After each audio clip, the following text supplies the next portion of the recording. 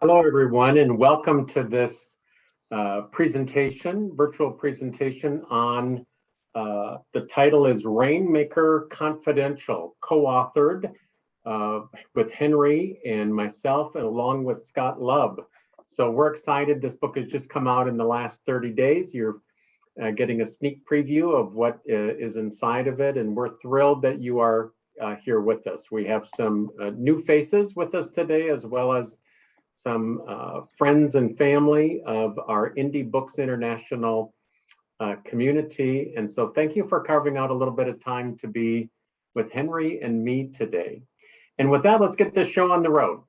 I would love to introduce you to my partner at Indie Books International, Henry DeVries, who also is very closely probably in the inner ring of my inner circle. He not only is my business partner, but he is my friend, and he's in that rare group that he gets an automatic yes whenever he needs a favor or whenever he raises his hand.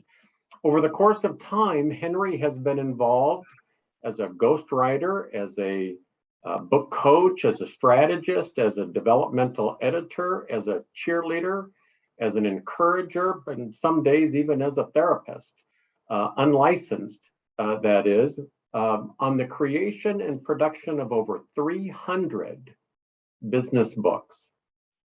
We believe at our core that the greatest marketing tool you can use to grow your business is writing the right book. And for my money, there is no one in the world that is better to have walk with you and by your side in the creation of your book than Henry DeVries. Thank you, Henry, and take it away. Thank you, Mark, and thank you all for the opportunity to share some Rainmaker secrets from our research. Let's go back to a scary time. It's Friday the 13th. Friday the 13th of March, 2020, to be precise. So that was the day of lockdown. Everything was going so well for so many businesses. Many rainmakers were making it rain. And then we go into lockdown. And what's going to happen? How are we going to navigate this new scary world? I know for Indie Books, it was a scary time. And I have a team of over 20, and they were looking to me as, how are you going to make it rain for us during this time? We had built the business by doing showcase presentations. We had done over 240 of these presentations in the previous 10 years.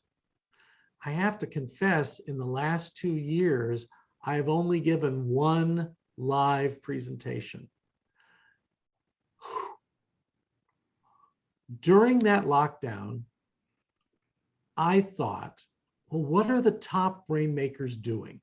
What are they doing different? I was inspired by a quote from Tony Robbins that success leaves clues. Go out and find what the successful people are doing and model it. So that's what I did. I write a weekly column on business development for Forbes.com. So I interviewed people for Forbes. We started to do Zoominars. We were doing 2 Zoominars a month.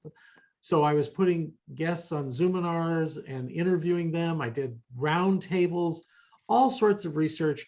I recruited Scott Lubb, who has a podcast called the Rainmaker Podcast. He's an author that I've quoted for years. And I recruited Mark to come into the study. And together, we put together the results, and we're publishing a book called Rainmaker Confidential. It's all about how top professionals make smart business investments of time, treasure, and talent. So that's what we wanted to share with you today, some secrets from the study on how people are investing their time, treasure, and talent. I wanted to start off with the belief, regardless of the season, regardless of what's happening, I believe every professional can make it rain. Let me tell you how.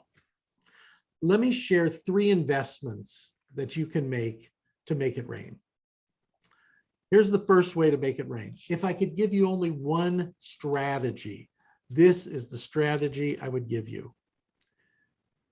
It's all about building relationships through what I call the Trojan horse strategy.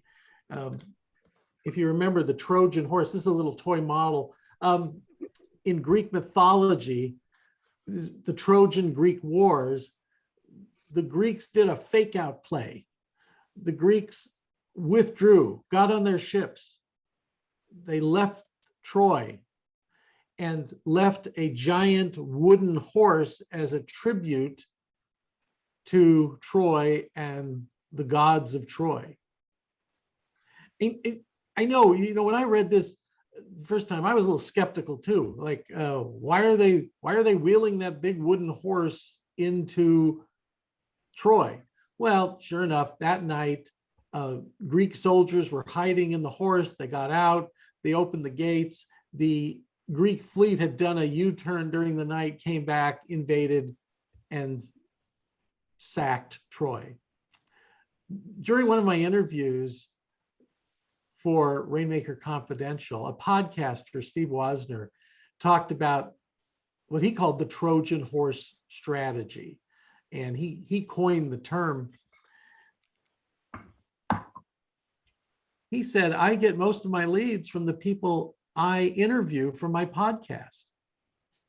So he would interview people on his podcast to build relationships with them. And then he would tell them about the podcast being broadcast. He would communicate with them. I do the same with my Forbes.com column. I build wonderful relationships by the people I interview and then shine a spotlight on their work. As my mom, the waitress from New York, used to say, hey, you got to give if you want to get. So this is what the strategy is. You build relationships, not by chasing after these people with some kind of offer. Hey, you want to do business with me? Hey, that's not what you do. I grew up on a horse ranch. And let me tell you about how you feed a carrot to a horse. For one thing, you don't take the carrot and chase the horse. Want a carrot, want a carrot, want a carrot? No. What you have to do is a little different strategy. And this doesn't work with scarcity mentality horses. They run away. But abundance mentality horses, they will come up to you if you put the carrot flat on your hand and let them have it. And they'll come up, take the carrot from you. That's what this strategy is about. Let me tell you about the strategy in motion. One person I interviewed was Robert Sher. He's the president of the one-page business plan company.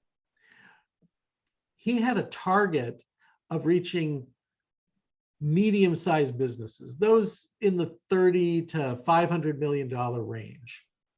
So what he did was interview 110 CEOs of these companies. And he found out topics that were of interest to them. Part of the agreement for interviewing them to be in the book is that they would get a first look at the results from all the interviews of the 110 CEOs. Give before you get.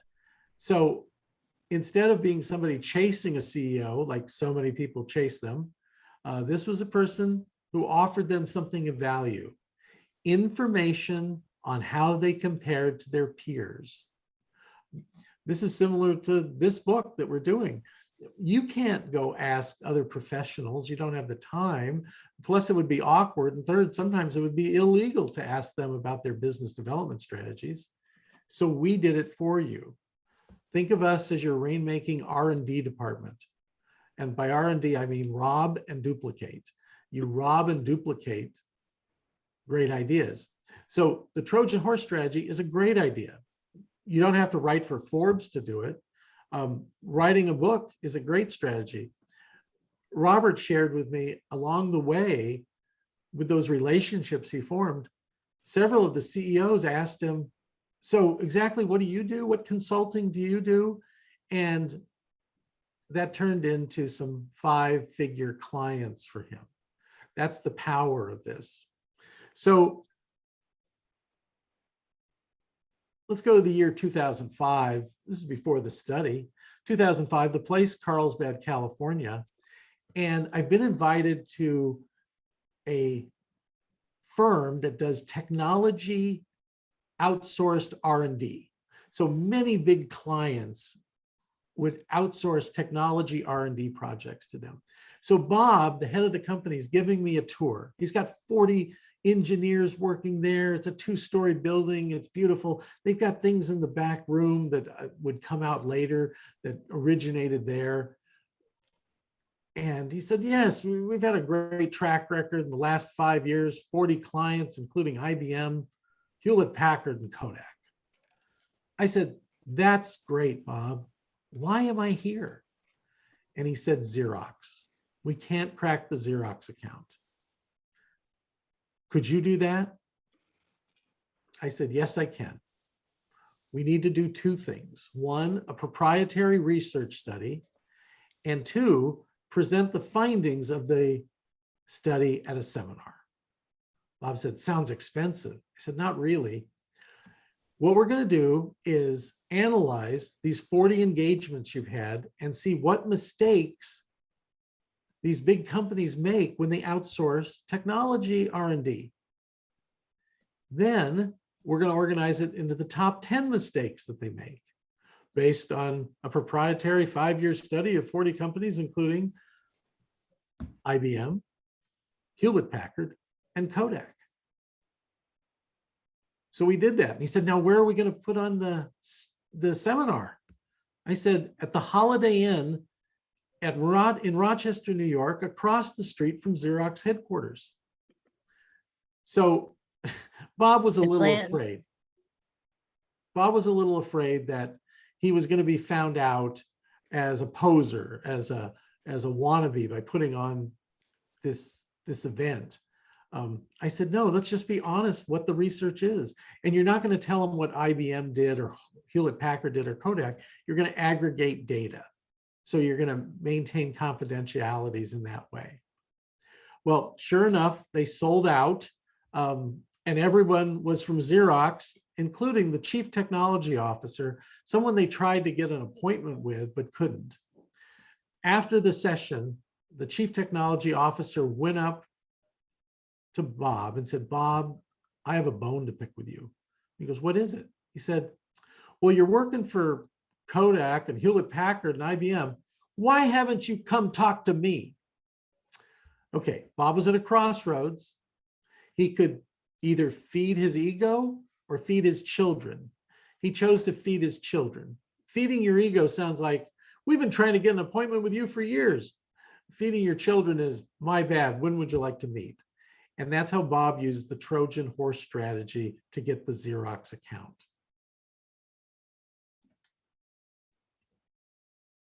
Some people say, I can't afford to do that kind of research. I say, if you really want to make relationships at that high level, you can't afford not to do this research. That's how you make it rain with the Trojan horse strategy.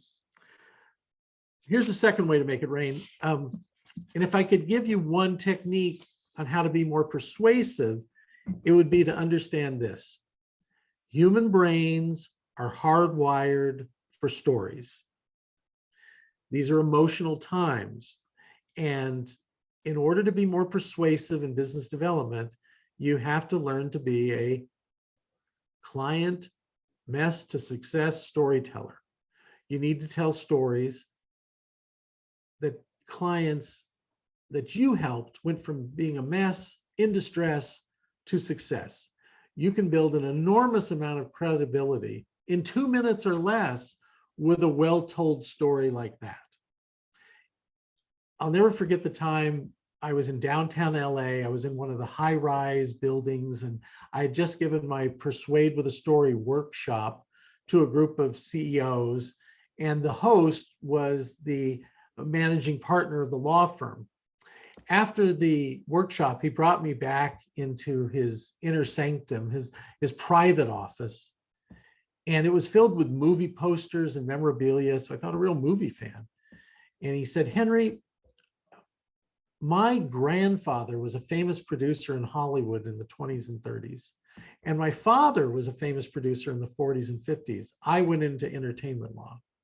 And you solved a mystery for me today. I said, a mystery? What's that? He said, Grandpa used to say, we only make 8 movies in Hollywood. And I never knew what he meant until today. In the workshop, I explained that there are 8 stories that human brains are hardwired for. We want to hear these stories. We need to hear these stories. And you need to know how to tell one of these stories. One is the monster problem, do or die problem that was overcome. Another one is the underdog story. It's a rags to riches, Cinderella, David versus Goliath story. There's the comedy solution story. There's the tragic solution story. Those are cautionary tales. I don't recommend you tell those. There's the mystery where you crack the code, you unlock secrets for people. There's the quest where they're after a prize and you help them get the prize on a journey. There is the comeback story, it's the rebirth, the redemption story, and finally an escape story about someone who was in a normal place, went to crazy town, and then you got them out and they're back to normal. Those are the 8 great stories.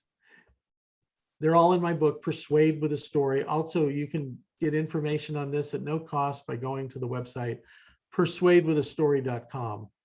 I also teach the story has to have 3 main characters. The hero, and here's the hard news. The hero of the story is not you. The hero of the story is not you. Well, wait a minute, Henry, I do heroic things. I get it. If you want to attract prospects, you need to make a prospect the hero, the main character of the story. And you have to give them a dilemma, a nemesis, a problem to overcome. It doesn't have to be a person. It might be government regulations, the pandemic of 2020, the recession of 2008. There's something that they have to overcome. If it's just a person has a problem and then you enter the scene, you're the mentor character, you're the Yoda of the story, and you tell them to do something and it's easy and they do it, well, that's not a good story. There has to be a struggle in there. You have to tell them you can help them. And then the story is about how following your advice, it wasn't easy, but they crossed the finish line. They got what they wanted. Hero, nemesis, mentor. And you're the mentor character in the stories. They succeed because they followed your advice and wisdom. So the third thing you can do to make it rain, the third investment is, if I gave you one lead conversion tactic, it would be this. You need to have a menu. I've done focus groups with people who hire professionals and consultants, a number of interviews. I'll never forget the day in San Diego, I was conducting a focus group with people who hire professionals. And I asked them, what was the worst part of hiring a consultant? And one CEO says, oh, I've got it. I've got the worst part. Let me tell you. And I said, what is it? He goes, they can't talk about what they do and how much it costs. They have to ask you questions. And I said, like, what do you mean? He goes, I mean, like, it's going to a restaurant and they don't have a menu. I said, well, how would that? He said, well, you'd go to the restaurant and you'd sit down and you'd say, I have a menu. And they say, oh, well, we don't have a menu. What are you thinking of having? And they might say, I don't know, maybe chicken. There's a lot of things that go into chicken. Do you mind if I ask you some chicken questions? And do you have a chicken budget? How much have you paid for chicken before? If I could solve all your chicken challenges, what would that be worth to you? He says, it's just so frustrating. And then they want to go away for a week to come back with their proposal. So shortly after that, I was putting on one of my workshops in New York City. Mark and I were there. We had done our marketing with a book and speech summit. And after the summit, my daughter, Carla, who worked in New York City, wanted to join me for dinner, and she gave me an address in Queens. So I was to take the subway that Saturday night to Queens, to a neighborhood that would be generously described as sketchy. So I get to the restaurant. It was just a short run from the subway station. And the sign on the door said, absolutely no checks or credit cards accepted. So I ran to a bodega, got cash from an ATM, ran back to the restaurant, came into the restaurant. Carla texted me that she's going to be 45 minutes late. I'm starving. So I'm seated. It's a Greek restaurant, and I think I'll get an appetizer. So I asked the waitress, may I have a menu? And she said, no menus. I thought, this is my story. And I said, what do you have? She goes, lamb and fish. I saw somebody had some grilled octopus. I said, may I have a grilled octopus and a Diet Coke? So she comes with the grilled octopus and the Diet Coke, and she says, don't spill. So I get on the phone to my son, Jordan, who works in the business. I said, Jordan, he's a college student at the time. I said, Jordan, let me tell you about this restaurant Carla sent me to. And I told him everything. And he said, oh, the food there is going to be amazing. So why was it going to be amazing? Because they were doing everything in their power to prevent me as a customer. You know, what are we doing that prevents people from being clients? I keep the rubber chicken on my desk to remind me of, you know, don't do the chicken story questions to everybody. Have a menu. If people ask about your services, have a menu in writing with prices that you can give them. I don't post it on my website, but in a conversation, I'll give it to them. Before I learned this in the study, one year I had answered 20 requests for a proposal, and I won 14 of the deals. Pretty good. Then I learned about the menu approach, and the next year I only responded to. I can text you back when I get those. Hi, I prefer to work alone. If you could, please mute. We're hearing you. So the next year, I got 27 requests for proposals.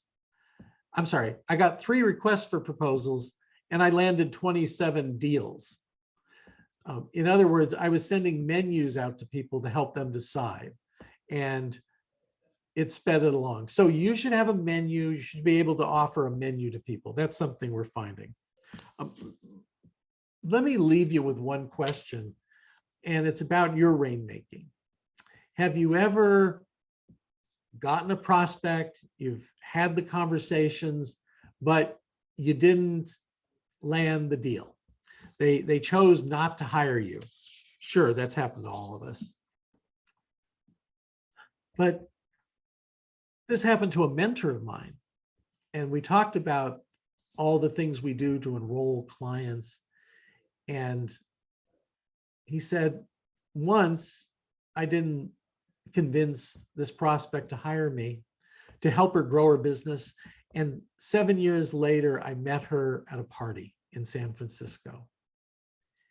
And she confided in me that she didn't do what I recommended, and things were not going well. Now, whose fault is that, Henry? Before I could answer, he said, it's mine. It's my fault that she didn't sign up, because I didn't do everything I could to be persuasive for her to do the right thing. If an arrow does not hit a target, it's never the fault of the target. So I'm just challenging you to be a better rainmaker, to learn the secrets of making it rain, because what we're really trying to do is help more people get what they want. And if you can help people get what they want, you need to make it rain. Mark, I'm going to turn the talking stick over to you in just a second here. Let me introduce my brother of another mother, Mark LeBlanc, somebody who we have known each other for 15 years and been working together. He's created this amazing event, a business development retreat called the Achievers Circle. I've attended 22 of them, but he's done 157. So I think he gets better all the time because he's attending all these great workshops on being an achiever. Mark is famous for his stories about the Camino, the 500-mile walk he's taken 3 times through Spain. If you haven't heard Mark talk about the Camino, then you're not listening carefully because he does it at weddings, birthday parties, and bar mitzvahs. Please welcome Mark LeBlanc. It's true. It's true. You see the photo behind me. I have walked this short 500-mile walk 3 times in 2017, in 2014, and in 2008 for the first time. I was supposed to go last year in 2020, and of course it got delayed. And I'm on tap to do it for the 4th time in 2023. People often ask me, Mark, why did you do it in the first place? Let alone why in the world would you go back again? And the real answer is really very simple. I wanted to.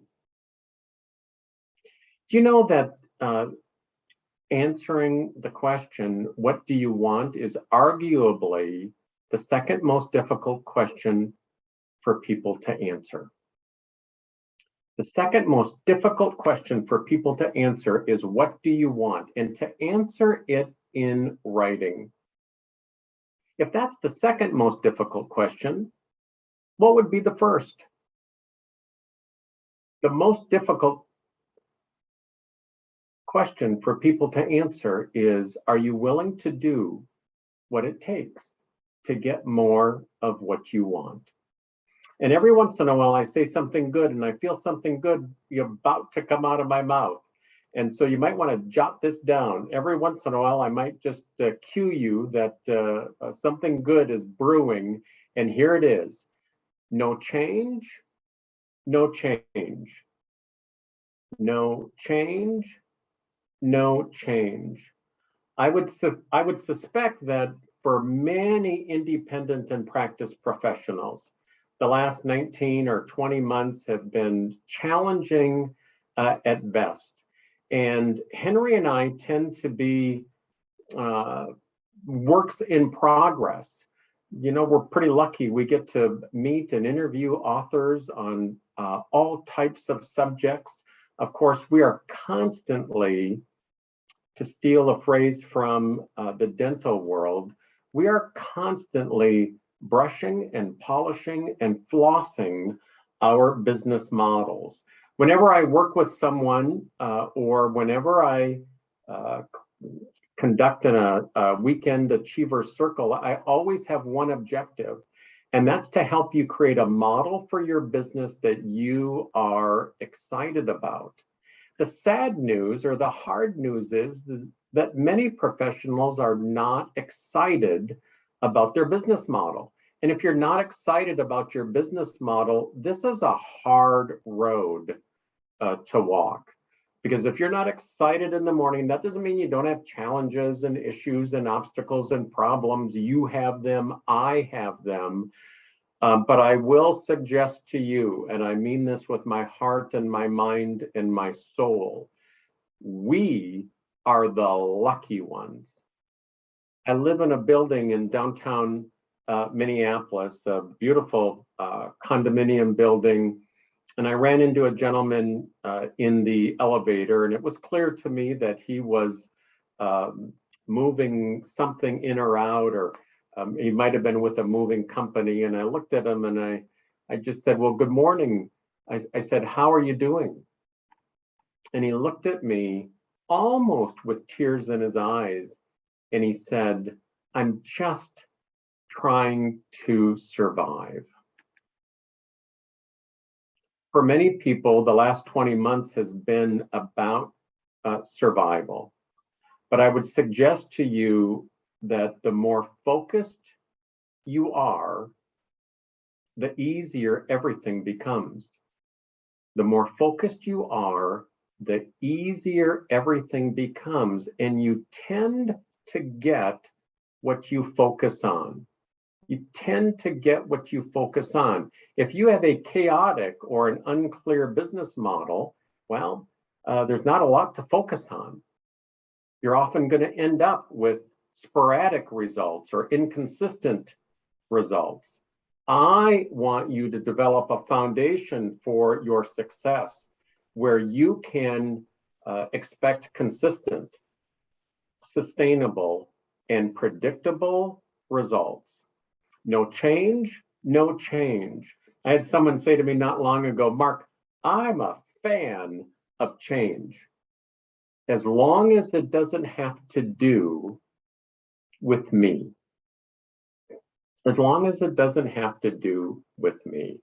I want to walk you through a number of decisions that I made. In fact, 6 decisions that have changed the course of not only my business model, but the next 10 years for me. I know that we have a number of people who are familiar with me and my work, but we've got some new people in this session today. And so I just want to give you just a window into my world.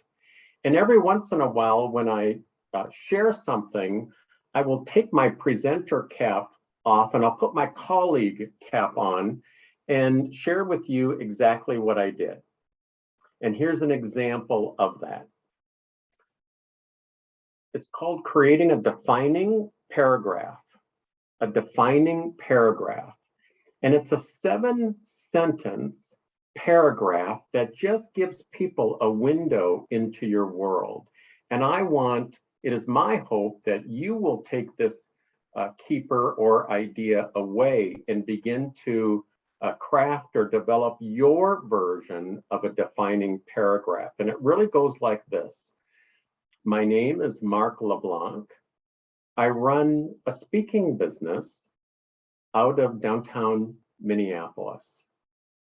As a speaker, I conduct presentations and I create events for independent professionals who want to create an extreme degree of focus and put more money in their pocket as a business owner.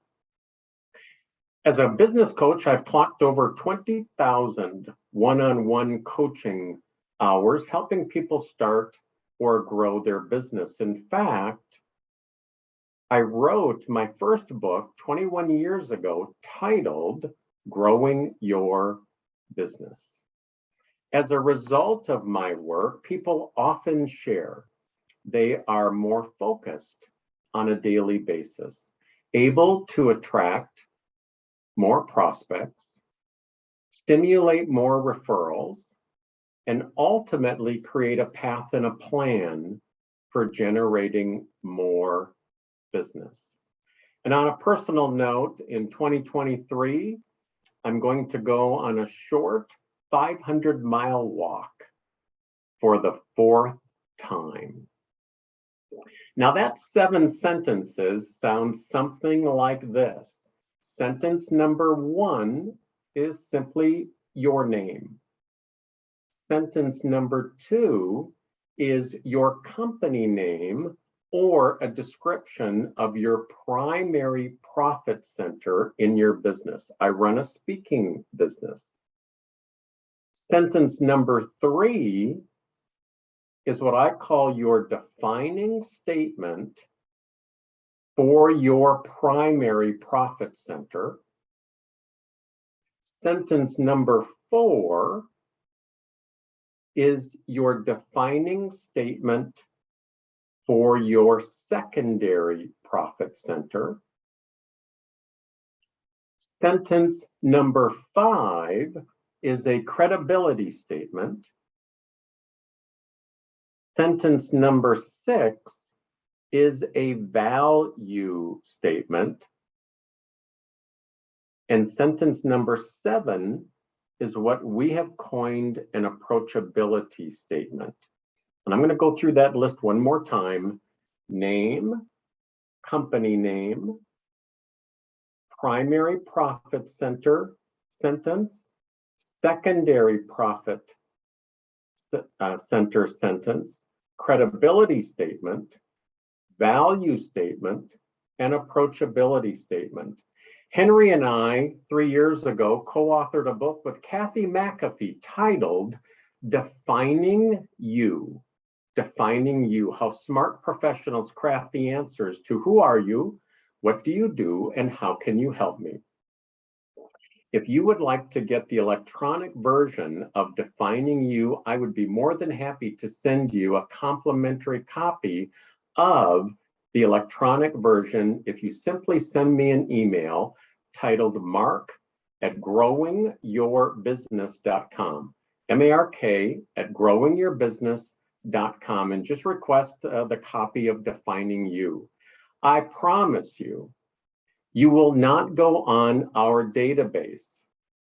You are not going to become a part of my herd, my tribe, my peeps. You're not going to get 17 emails in the next 30 days. In fact, you'll probably be lucky if you ever hear from me again. I just want you to know that I believe, as Henry does and Kathy McAfee, that having a defining paragraph can change your game. And most people think that a defining paragraph is about marketing, and it is a marketing tool, no doubt. In fact, if you look at the LinkedIn profile, my LinkedIn profile, you will see a version of my defining paragraph. If you go to the homepage of my website, markleblanc.com, you will not only see my defining paragraph, but you will see an iteration of my defining story. Defining You is all about creating your short game, i.e. one sentence, your mid game, a defining paragraph, a 7-sentence format, as well as your defining story. I'm just going to share this quick. I had a last-minute booking opportunity come to me 2 weeks ago. It was in Minneapolis. Their budget was a little bit light. It fitted my calendar perfectly. And I said, I'm available. This is a great fit for me. If you can find your way to X, which was double their budget, if you can find your way to X, I will come and knock their socks off. And it was a small group. They wanted me to talk about focus. It was a group of about 15 business people. I want you to pay attention to the language. If you can find your way to blank, I want you to have that in your back pocket because we do get requests for opportunities that are often no fee or below our fee. And here's the power of that story. The CEO and the director of business development went to my website. And on my website is my defining story. They doubled their budget. And when I had a chance to meet with the CEO, he said to me, Mark, I am fascinated by your story. I also have a approximately 45-minute luncheon presentation on my website on how to have your best year ever. The director of business development watched that presentation in its entirety and zeroed in on about an 11-minute segment of that talk. And she said, that's what I want you to talk about. So understand the power of story and how you begin to bring it into your marketing tools and your conversations. I believe that your defining statement, your defining paragraph, and your defining story are 3 of the most important marketing tools in your marketing toolbox. There are 3 reasons why independent professionals do not make it overall, let alone during a difficult time such as the pandemic. And that is, number 1, a lack of clarity. Number two, a lack of congruency. And number three, a lack of consistency. It is never due to a lack of commitment, nor is it due to a lack of the towel on their dream. When they quit on themselves, it is due to a lack of clarity and or a lack of congruency and or a lack of consistency. No change, no change. The decisions you make and the steps you take, the decisions you make and the steps you take each and every day will ultimately take you where you want to go, or they won't.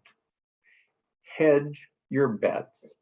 Learn from the three rainmakers who are bringing you Rainmaker Confidential. But beyond that, the expertise of so many that have contributed to the success and the positive reviews of our new book, Rainmaker Confidential. Here are 6 decisions that I made since March 13th. Henry mentioned March 13th. That was the day that I flew back to Minneapolis from a 3-week swing speaking in California, as well as Albuquerque, New Mexico. I flew back on March 13th, Friday, and people were starting, don't hug me. I'm not shaking your hand. And I sort of poo-pooed it a little bit. I thought, well, I don't know. I tend to walk by faith, not by fear. But I wasn't really getting the message. But in the next 10 days or the next 15 days or so, by April 1st, I got the message loud and clear. This was not going to go away in 2 to 3 months. I'm not sure it's going to go in 2 to 3 years. Responsibility to really set the stage for what could be. Well, most professionals, speakers, consultants, coaches, trainers, authors, you name it, most of them retreated like frightened turtles.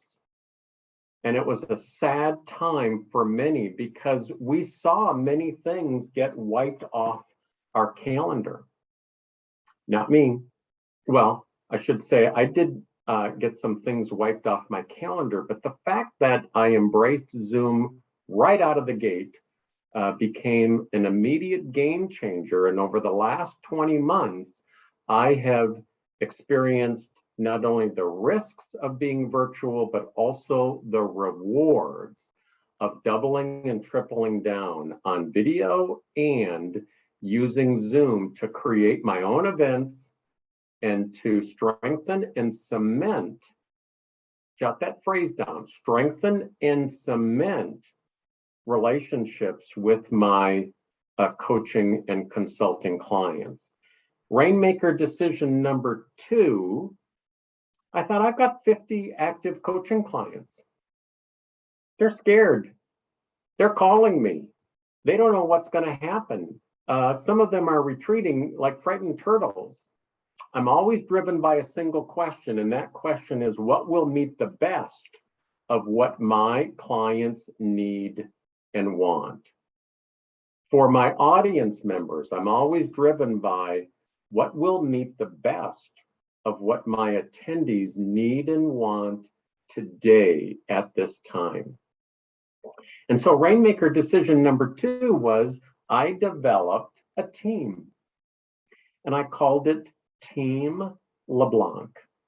And I just sent a simple email. I actually send a Monday morning email I have for 13 years to my active coaching clients, i.e. make a note. Mark sends a weekly Monday morning memo to his active coaching clients. There's a tip for you. I sent out my Monday morning memo and I just said, for the next couple, as we begin to find our way, I'm going to host a weekly conversation. Not a group coaching call, but it's just an opportunity to come together and to share what's going on and maybe some ideas, or even commiserate a little bit and I'm not going to lock into the same night and time every week, but it will either be on a Monday night, a Tuesday night, or a Thursday night, but I'll give you plenty of advance notice. We started that call and it became a bit of a lifeline opportunity for my active coaching clients. Week in, week out, all of a sudden more and more were coming to that conversation as sort of a 1 hour oasis in their week. After 2 or 3 months, I thought, well, do we keep this going? And so I told the group, I said, well, we're going to keep this going now through the summer. And they just kind of exhaled. When we got to Labor Day, I said, we're going to keep this going for the rest of 2020. And I heard cheers. And by the end of the year, I said, as long as I am standing, not only as your coach, but as a business coach, advisor, and mentor, I will host a weekly Team LeBlanc conference call. It became one of the greater value adds that I ever developed for my active coaching clients. Now, maybe I could have done it for all of my Facebook friends, but I chose to really put a pin light on adding value to my active clients. My Monday morning memo and my Team LeBlanc value add, I will guarantee you, has lengthened the coaching relationship with people that I serve. Rainmaker idea number 3, I developed or I created something new.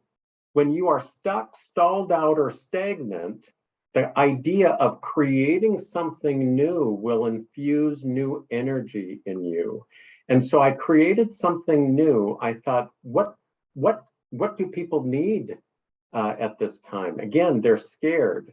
Maybe they don't have the funds to hire a business coach. Maybe they're not able to go to a weekend business retreat. Oh, I know.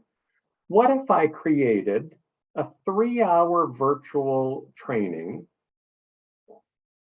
for a small and select group of independent professionals? 3 hours. Oh, I know. Maybe I need to give them a suite of business development tools. Well, what would I charge for that? I don't know. What else would help them? Well, what if I threw in a 90-minute pinpoint coaching session? Oh, I know. That'd be great. If somebody could get a gallon of Mark, a dozen tools, and a 90-minute one-on-one coaching session, that would be the bomb. And I sent out an email to 20 past clients and 20 past people who've attended one of my Achiever Circle weekend retreats, and 15 people registered within 72 hours. I kept it going. What falls under your umbrella of you tried something and it ended up working better than you thought?